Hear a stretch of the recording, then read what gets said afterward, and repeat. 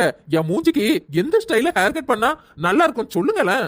ஆமா, நீங்க எந்த ஸ்டைல ஹேர் கட் பண்ணாலும் இருக்கிற மூஞ்சி தானே இருக்கும். என்னங்க உங்ககிட்ட தான் கேக்குறேன், சொல்லுங்களேன். ஏடி ஏத்த வீட்டு சீதா இருக்கல்ல, போன வாரதான் ஃபெதர் கட் பண்ணிட்டு வந்திருக்கான்னு நினைக்கிறேன்.